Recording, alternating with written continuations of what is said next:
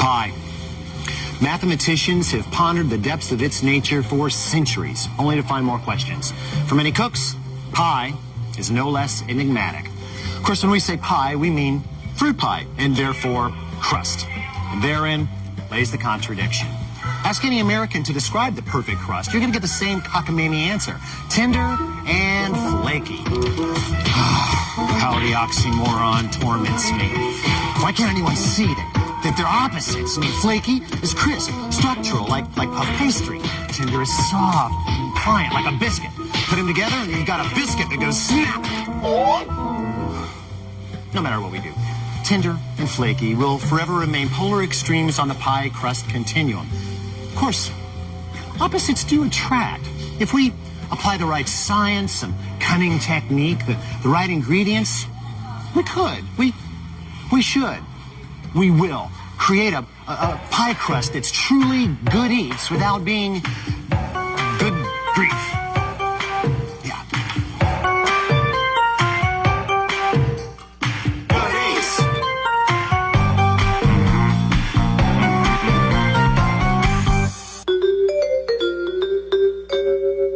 Now, since I want a crust that can take the trip from pan to plate without chipping the knife, I stick to the middle of the road with all-purpose, or AP flour. I like the non-bleached kind because it browns better. Most pie recipes call for ice water, but I don't see why the liquid shouldn't have to bring some extra flavor to the party. Take, apple juice concentrate. It's mostly water, but it also contains acid, which will help to moderate gluten formation, and sugar, which will help to build the crust. And it's cold, so it will help keep the fat solid while we're working the dough. Shortening makes an exceedingly tender pie crust. Shortening remains soft through a wide range of temperatures, so it easily integrates with flour. Now, it doesn't contain any water, so it doesn't add to gluten production. But shortening doesn't do anything for flakes, structural integrity, or flavor, or color. For that, you need butter, which makes a whole different pie crust. See, butter can be chilled rock hard so that when it's rolled into flour, it striates, creating a flaky crust. Butter also browns when it's cooked, which brings flavor and color to the party. But it also melts at a very low temperature, so you gotta work fast and cold, or before you know it, butter will be running off of the dough and onto the dog's head. Which butter's best? Well, I like premium high-fat butters for sautéing and sauces, but that's another show. When it comes to pie crust, I don't care if the cows have been grazing on organic marigolds. What I need is freshness. See, butter loses its sweetness and picks up funky flavors as it ages. So check the date and go for the youngest you can find. Oh, unsalted only, please. Start by placing your bowl on the scale and then hitting the 0 button, the tare button. Zero it out so that we're not weighing the bowl along with the ingredients. Now, the first big player, the first building block, so to speak, is 14 ounces of all-purpose flour. Now, that's approximately 2 1/2 cups. Zero out the amount after each addition. Now I'm back to 0, so we can start fresh again. Next thing up is stone ground cornmeal. I'm going to add 3 ounces of that, which is approximately a 1/2 cup. We'll see how that goes. 1, 2, 3. Now, since it doesn't dissolve, the cornmeal is going to give the crust a kind of a crunchy toothiness, an added texture that I like a lot. And since it doesn't produce gluten, it'll also make it tender. Of course, sugar does the same thing, which is why we're going to add 3 tablespoons of sugar. Of course, besides that other thing we were just talking about, sugar also helps the dough to brown as it cooks. And since it's hygroscopic, it also helps to retain a little bit of moisture. And just because this is dessert doesn't mean that it shouldn't be properly seasoned. So we're going to add a teaspoon of kosher salt. Now, second building block, butter. 2 sticks to be exact. That's 1/2 pound. 8 ounces, 16 tablespoons, 48 teaspoons. Now, we want to get this prepped for going into the fat, so what I'm going to do is lay it out on some parchment. But before I just plop it down, I'm going to store around just a little bit of flour. It's going to make sure that the chunks of butter don't just kind of stick together on one big mass, and that's going to make it a lot easier down the line. So just turn them right out, kind of roll them around a little bit in the flour. just to get them so they won't be quite as sticky. Now, you could chop these up with a knife, but I really like my board scraper. It makes it easy and fun, which is a wonderful combination. So, just chop right down through this, just like that. Just chunks, just pieces.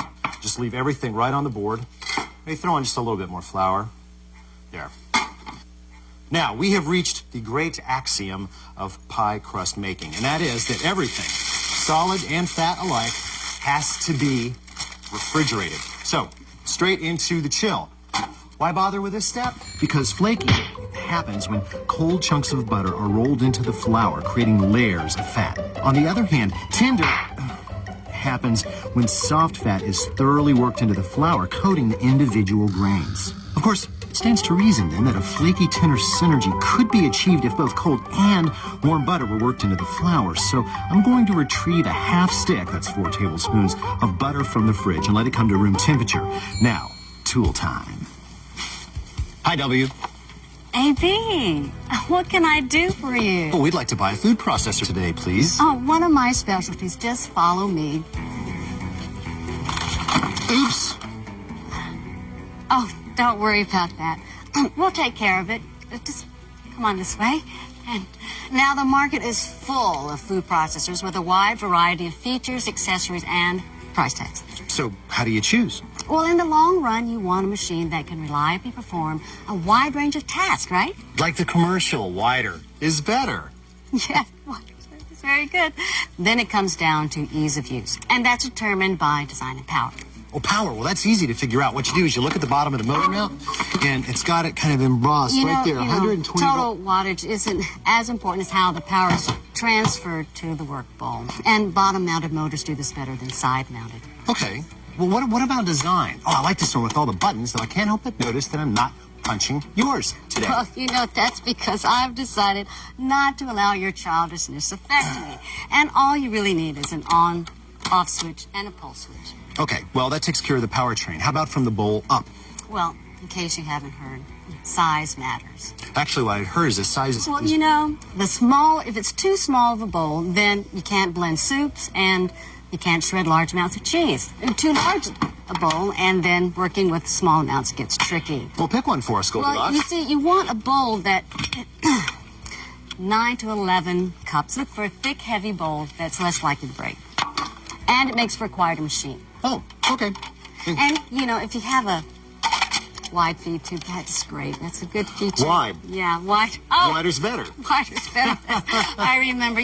This also has a flat top for when you're not using the feed tube. Okay, so we've got a strong bottom-mounted engine, a 9 to 11 cup bowl that's thick, and a couple of different tops. W, you're amazing. Once again, you've sold me. Thanks. So welcome.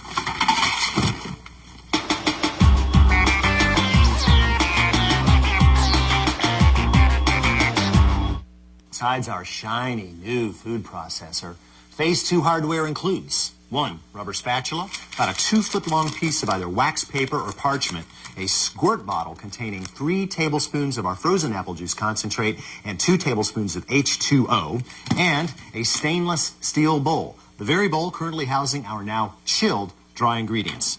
Here's the plan. First, we're going to process the dry ingredients just to make sure that they are thoroughly combined. Just get them into the machine, pop on the lid, and just pulse 2 or 3 times. You just want to make sure that the cornmeal and the salt are fully integrated. Now, we're going to add in that half stick of room temperature butter. Remember, it's 2 ounces. And just kind of toss it around. Make sure that it doesn't stick in there. There we go. Lid it up and process till the fat completely disappears. The reason I'm working in pulses is because the heat from the motor will come up into the bowl if you process too long. There. The butter has completely disappeared, but what we do have is you see that the flour is now kind of flaky looking. What that means is that the fat has now completely encased all those little flour particles, and that is what is going to give us tenderness. Okay, let's add the rest of the butter. The trick here is that the rest of the chilled butter needs to go in installments. So we're going to split it in half, just like that. Yeah, kind of like that. This amount's going to go in, and we're going to pulse maybe 10 times. And what we're looking for here is kind of a pea meal type thing. I'm going to work in 1 second pulses. What I'm looking for is something that kind of looks like English peas down there. How long this takes is going to depend on how cold your flour is, what kind of day it is outside, what kind of flour you use. There, that looks about right. See, we've got kind of chunks in there. That's exactly right. Now the last installment goes in, and we're going to process this for a very brief amount of time, because what we're looking for is some chunks. We want some kind of big hunkin' pieces of butter. So 3, 4 pulses tops. 1, 2, 3. I'll give it a 4. 4. Okay, there. Now we've got some nice big pieces of butter in here, like this. And those are the very, very pieces that, when rolled out in the final dough, are going to create those nice, long, striated pieces of fat. See? And as they melt, the dough around it sets, creating, guess what? Flakes. And flakes is a good thing to have. Okay, now we've come to the big cardinal rule of pie dough making, and that's got to do with the integration of liquids. So I'm going to turn this whole mass into a stainless steel bowl. Same bowl is fine. By the way, if you put your finger up in the middle of this, it'll keep the blade from falling out. And now we're going to add as little liquid as possible. Now, I like using a spray bottle because I think it covers the most area with the least amount of liquid. You don't have to have a dinosaur, but, you know, if you're lucky, you will. You spray the top until it starts to glisten, and then fold with a rubber spatula, because we're going to probably work in a total of, well, at least 3 tablespoons. But it may not take that much. Again, it depends on the day. It's not a hard and fast rule. Here we go with a little more, just across the top. Going to scrape that off and fold. Now, when you think you might be getting close, you're not really sure, just reach down and grab a handful and make a fist. Let go. Now, take a look at it. Has it taken the crease from your hands? Does it crumble? Or does it break clean like that? That is, by my estimation, just about perfect. But I'm going to give it just a little bit extra because it's a dry day, and I know that the flour is going to be able to take a good bit of moisture. There. One more stir. There, I'm going to pack it down. Just kind of reach in, make a mound out of it, okay, like this. And then push down in the middle. There, like that. I'm going to take the parchment paper, wax paper, whatever, push right down on top of that. Then, I'm going to turn the whole thing over. There. Now, I know that doesn't look anything like dough yet, but it will. It's going to crack like that, so just kind of gently fold it up. It's almost like gift wrapping a package. It's exactly what it is. Fold into the wax paper, and again, this goes into the refrigerator for a couple of reasons. I know we're doing a lot of refrigerating here. For one thing, we want the fat, which is now loosened up a little bit, to kind of re-solidify a little bit. But more than that, we want to give the dough time to hydrate, to kind of soak up the little bit of moisture that we've given it. And that's going to take about 20 minutes in there. Now, why be so skimpy with the moisture to begin with? It's all got to do with bungee jumping. As soon as you add water to flour, it finds whatever protein is available and creates those little elastic fibers called gluten. Now, they're just laying there at the moment, but as soon as you start to work that moist dough, start rolling it out, well, it's a lot like when I go bungee jumping. Because you see, just like a bungee cord, when those glutens cook, they recoil. Which is why a lot of wet pie doughs go in the oven this big and come out about this big. Handsome devil, huh?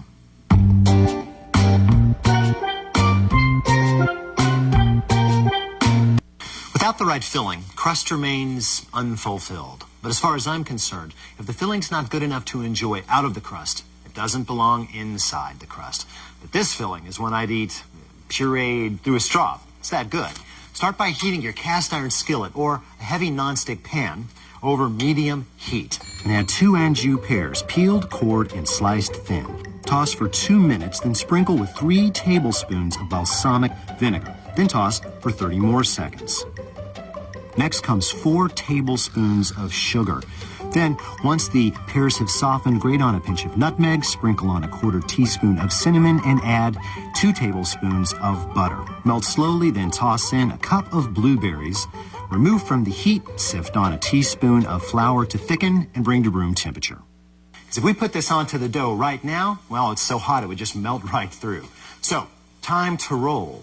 But with what? Because when it comes to rolling pins, there are a lot of choices out there. My own personal collection includes metal, marble, French, those that make impressions, those that cut shapes. But if you're only going to own one, go big and go heavy. 14 inches of solid maple's the way to go. Now, of course, anybody who's tried to do any serious rolling knows how tough it is to get a disc of dough down to 1/4 of an inch thickness. Luckily, this is a MacGyverable dilemma. The answer, of course, is rubber bands, used as spacers on either end. Just to be sure we've got the correct depth, whip out your tailor's ruler and make sure you've got 1/4 of an inch. Other hardware for phase 3 includes a pizza cutter, dental floss, 1 sheet of parchment paper, and a 1/2 sheet pan. And this is an insurance policy that we're going to take out by putting inside the freezer. You remember that crumbly kind of pile of mess that we had 20 minutes ago? That's what happened to it. That's what happens when a dough has time to rest and hydrate. It feels perfect. If we left it in there any longer, we'd probably have to let it sit at room temperature before we worked it. 1 ounce of butter, a small amount of water, got maybe 1/3 of a cup here, and flour. You need a good bit of flour because we're going to dust as much real estate as we can afford. So just kind of strew this with flour, just fling it out everywhere. Dough goes right in the middle of the table. Now start with the pin straight down and move straight out, turning 10 minutes each time. Don't get into this business or you'll turn it into a protozoa. Just keep rolling from the middle straight out, and if it sticks, just use the floss to separate the dough from the table. Now, even skilled rollers are going to end up with a slightly misshapen dough. If that happens, just use the pizza cutter to bring it back into round.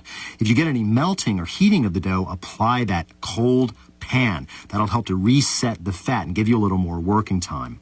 Now keep rolling and turning straight down and straight out until you no longer feel any resistance. That's how you know you got 1/4 inch thick. Roll it up on the pin, lay it out on a parchment-covered pan, inverted. Now just kind of smooth up the cracks and tears if there are any. And we're going to add 1.5 cups of cake crumbs. Either white cake or pound cake will do fine. It'll add great flavor. And just spoon on the filling. See, the filling's going to stick to those cubes, keeping it from running off. A couple of tablespoons of butter just for added flavor and color, and we're ready to fold. No pan necessary. Sweet, huh? Just crimp and add a little bit of water as you fold up the dough, almost like pleats. There's one more kind of layer of color and flavor we can add. And all we have to have is 1 beaten egg mixed up with a little bit of water. This is what's called an egg wash. We're just going to kind of slurp that around on the outside. This is going to provide extra browning. Eggs mostly protein, and protein's brown. That's what they do. I think I'm going to add just a little bit of sugar, just a sprinkling. That's going to kind of make it look a lot prettier when it comes out. It'll sparkle, and it'll add a little bit more sweetness to the crust. That's a teaspoon tops. Everything is in place, and this now finds its place in a 400-degree oven. Right in the middle on the top shelf.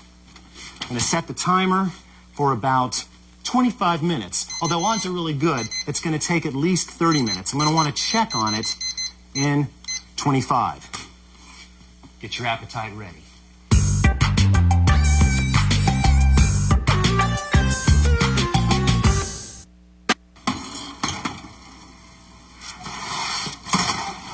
"30 minutes later, and this is what we've got to show for ourselves. Now, it looks done. We've got a lot of great color, but that could be from the egg wash or even from the sugar.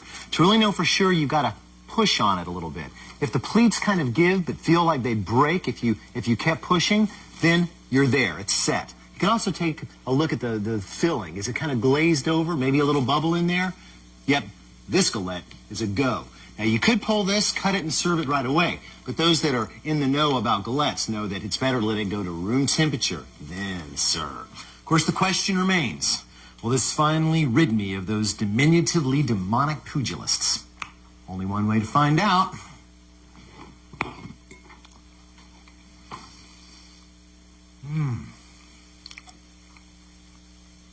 Definitely flaky, and yet tender too.